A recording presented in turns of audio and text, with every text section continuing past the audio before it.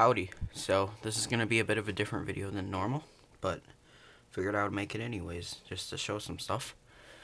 This is a National Time and Signal Corporation Type 311 fire alarm horn. Now this was probably made in the mid-50s, maybe late 50s, and it is a rebranded federal explosion-proof horn, but this is the series that came before the 411 series, which is a little bit more, or 400 series, sorry, which that's more well known and it was produced by National Time. This is obviously not, but I am borrowing this horn from a good friend of mine who wanted me to try and fix it. He has had it since basically the start of his collection, and this whole time he's never been able to get it to work. So we are going to try and change that. And without further ado, let's start opening it up.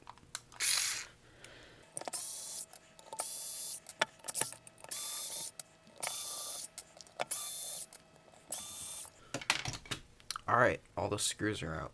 Now, I will say, these horns are notorious, at least in terms of the ones that I've worked on. They like to stick together. Oh, I guess this one is not. Interesting. So, yeah, I was gonna say, this seal right here, it'll kind of bond to the side of this, and that will just cause it to kind of get stuck. So, looking at the coil, I'm not seeing anything that looks like a red flag yet. The wiring is very, very sticky, but that is to be expected. So, we are going to now move this out of here because we do not need it right now. And I am going to find something that I can set this face down on. This was a series drawing that I made for National Time stuff, but I guess it kind of got wrecked, so we'll use that. So first thing you want to do with a horn like this is, well, I can't find mine, but you want to strip the wires off if they're not already stripped. So, because I can't find my wire stripper, I'll just use these because it works fine. It's not as quick and it takes a little bit more effort, but it still works, just like that. So we'll do this one. That is stripped as well now. So,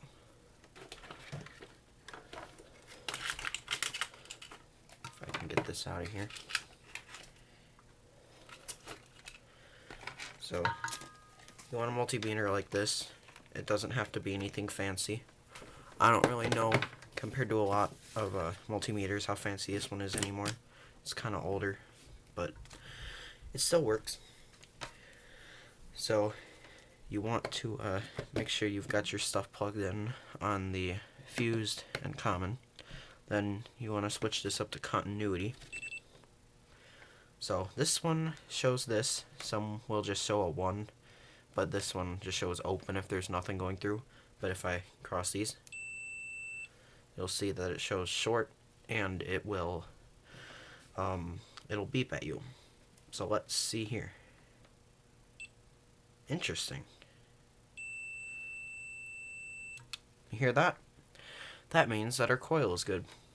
So now that we know that, might as well flip it over to ohms, which this reads basically how much resistance you have through all this, which is, I'm not really that good at explaining electrical stuff, but basically inside of the wrapping in here, it's a whole bunch of little wires spun up, and when that is electrified, it will cause this to vibrate, and then that will basically amplify the sound.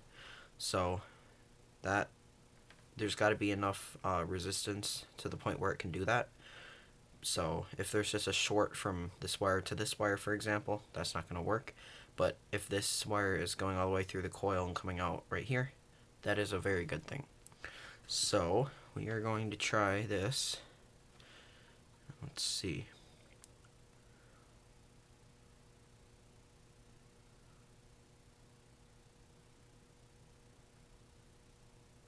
0.3 ohms.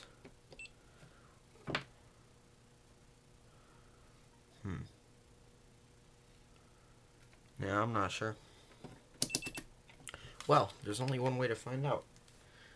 So, first up, I will be right back. This horn, the multimeter that I was using, I don't really like that one because it's a lot more automatic, I guess you could say, with some stuff. I don't really know my way around it as well as I do a manual one. But I don't know if that reading was normal or not. So what we're going to do is we're going to take a 9-volt battery. This is a 12-volt horn, so it's going to be less voltage, but it'll still be enough to make it do a little plink noise. And if it does that, that means that our horn is good. But if it doesn't, then that's bad. And the reason why it just makes that plink noise is because it needs alternating current. It needs alternating current to kind of pulse, and that will vibrate the diaphragm. So, let's try this. Well, that is a very good sign, actually. That means that I don't know why he was under the impression this horn is dead. It is not. In fact, this horn works perfectly fine. I can grab a 12-volt power supply real quick, and we can plug her up and see what she does. So I'll be right back. Alright, I'm back, and I have the power supply. Now this is just something that I've kind of whipped up on my own, and it is by no means, I mean, it's safe, but it could be safer and nicer for that matter. This is literally just a box with a transformer in it and a light switch wired up to it. So yeah, let's flick that on, and I'll flick it on with the switch over there. Alright, 3, 2, 1. Well, I mean, I think that means that it works. Well, I'll be darned. So, this horn, it functions. And I was told that it didn't. But, that's a good thing. Very good thing, actually. That means I don't have to do as much work as I should have. But, that, I don't know. So, next step that I will do is take this assembly apart, and I will show you how to do that as well. Let me take this power supply off of here. But yeah, so take this apart. We'll see another time lapse of that. But yeah, you can see the wires are sticky and they're kind of getting stuck on the paper. I will fix that. When wires are sticky like this, you can just take some rubbing alcohol and kind of rub it up and down on those, and that will make it not sticky. So it's a little trick that I use. Let's take this apart now. Now, I don't normally use a screwdriver like this. I use manual ones, but just for the video's sake, I'm using this one.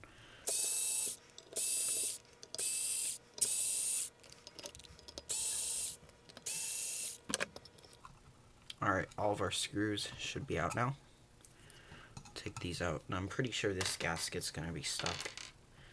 This part just comes off. This is the coil, so you can see right here. This part, those surfaces kind of vibrate against that. And surprisingly, this is not stuck either. But yeah, you can see that's pretty dusty. So I would like to clean all that out for my friend, because I've got it apart anyways right now. Might as well do that. These horns are a pain to open up.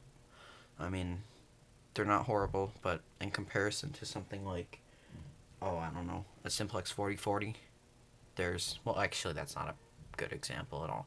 Those have just as many as screws, so I guess I can't really be talking. But yeah, so I'm going to go wash these parts, and I will be back after that. Oh, that's convenient. The gasket literally just came off. Alright, I'm back with freshly cleaned parts. So, first off, the front part, this did not require that much effort. It just needed a little bit of cleaning around here. And I also sanded this a little bit. It still looks really bad, but it is better than it was. Then you have diaphragm. This part has some pitting on it, unfortunately, and I believe some of this paint around the edge washed off if I even rub my finger right there, you can see I get a little bit on it. That is whatever company painted this horn's fault. Presumably Federal. I don't know for sure though. But you don't paint metal that's shiny like this and expect the paint to stay on. Up here, this is really shiny. I also sanded this down a little bit. It's a lot smoother, so didn't really need it, but I figure I might as well do it anyways. And then lastly, the electromagnet. These wires are not sticky anymore. And I also sanded this down. It didn't really need it, but it is good for the longevity of the horn to clean the electromagnet contacts. This is where it vibrates with the diaphragm. So it's a lot shinier than it was now, and smoother for that matter. So what we're going to do next is just reassemble it. So prepare for another time lapse.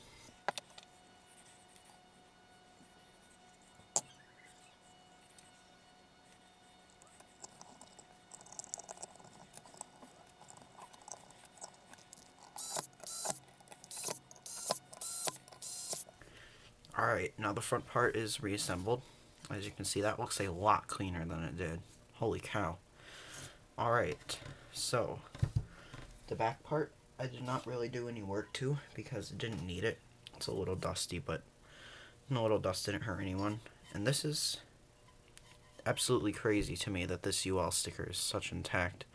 This is the only, actually I think this is I worked on 5 311s in the past few years, and this is the second one that has had the UL sticker that intact. Well, the 331 I worked on had it that intact. It was not another 311, but same family of horns. So now I will put a longer lead onto this wire because it could use it. I don't really think this is fair. As you can see, this is a lot longer probably than that one.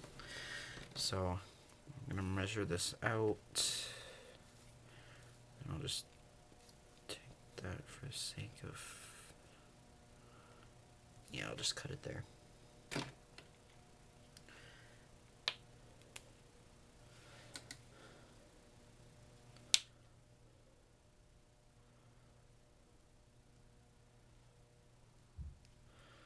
Strip off the new wire. Just making sure these are all tight so we don't have any stragglers. Now I will use my soldering gun for this part, which is just soldering this all up.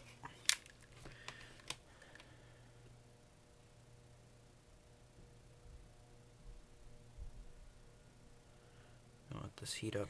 It's good. Tin the tip. And actually, I forgot a step. Sorry about that.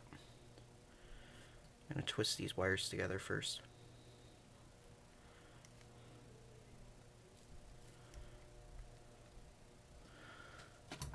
No, this flux is an absolute mess. I've had it for a long time.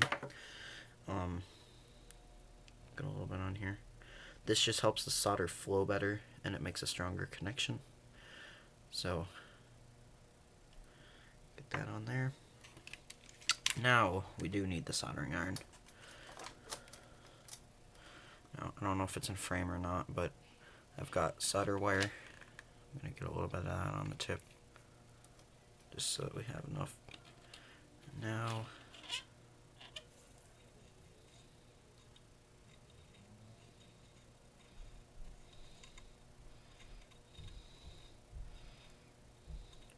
this is a little bit hard to do with the camera angle. Sorry about the shakiness. That looks pretty good. I'd say so, at least. Now, I am going to wipe the excess flux off.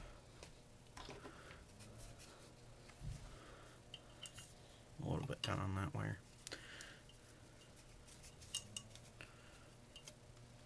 Now I will...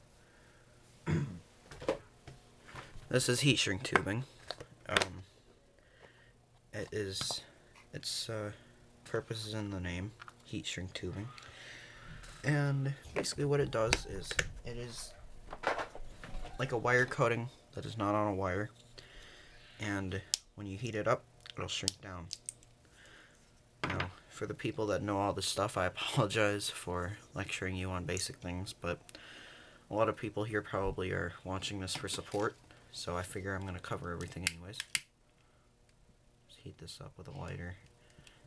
Technically should be using a heat gun for this, but a lighter works if you're careful. And this lighter's about out of butane. And it is actually on there perfectly. So yeah, you can see that. That is solid connection. And our wires are dead on the same length now, which is absolutely perfect because that is what we need. I'm just going to strip the end of this one off. Alright, so now we are going to reassemble this, obviously. I'm going to thread the wires through the bottom here. Well, back side, but right now it's the bottom. Just have these out here because I don't want to take apart the horn again to access the leads. That would be stupid. Quite a waste of time. So,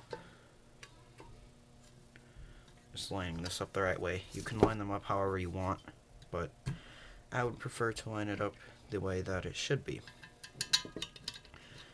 Now, on this horn I'm not as worried about having the screws in the exact same places they came out of because it is not in horrible shape. Because if, let's say, this side was all rotted out and stuff and rusty, then yeah, I would obviously want the rusty screw on the rusty side, not the rusty screw up on the really nice side. But this horn is nice enough overall that it doesn't really matter. No one's gonna notice. So now we are just gonna tighten this down.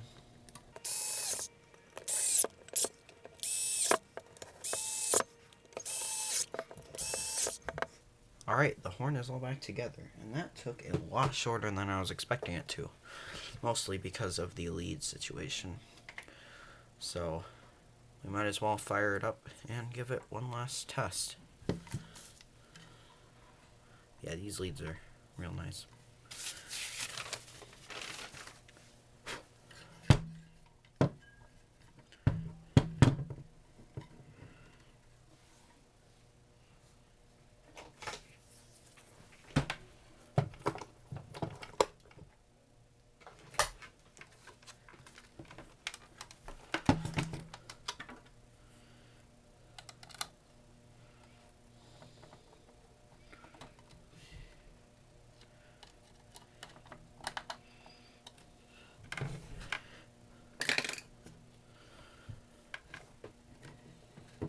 Alright, 3, 2, 1.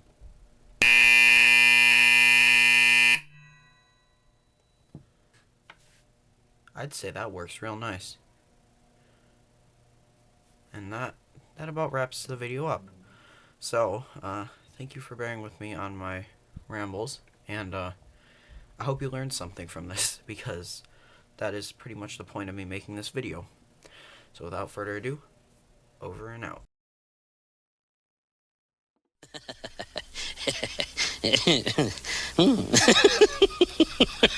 Yeah.